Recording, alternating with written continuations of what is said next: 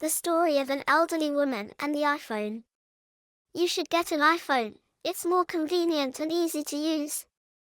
That suggestion lingered in her mind for a whole month. She had been using an Android smartphone for years, but recently, she started feeling that the sound was too weak. Maybe her hearing had worsened with age, or maybe the device itself was the problem. Either way, she grew increasingly frustrated, especially because she played solitaire every day for mental exercise, and even the game's sound didn't come through clearly.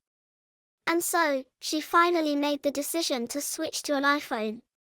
But for an elderly person, transitioning from an Android device, which she had used for over a decade, to an iPhone was no simple task.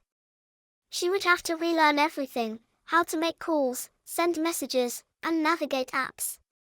Spending over £500 on a brand new iPhone without knowing whether it would suit her felt risky. So, I decided to look for a second-hand iPhone for her. After some research, I found that a 4-year-old model in good condition was available for under £200. She was delighted and asked me to order it online. However, as we continued discussing, she mentioned something important: she needed a large screen. When I checked the price of bigger models, I found that they cost around £300. At this point, she hesitated.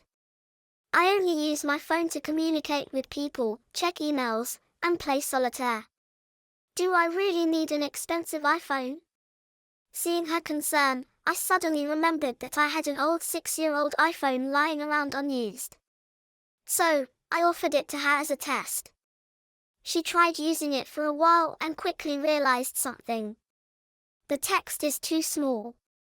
Even after adjusting the settings to the largest font size, it still didn't match the text size on her Android phone.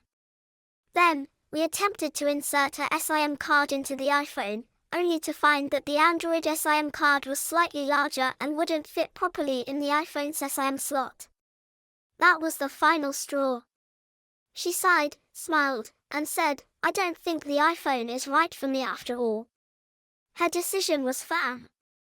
If she had spent £300 upfront, she might have regretted it.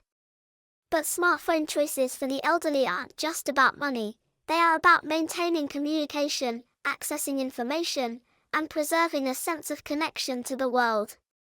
For her, sticking with Android was the best choice.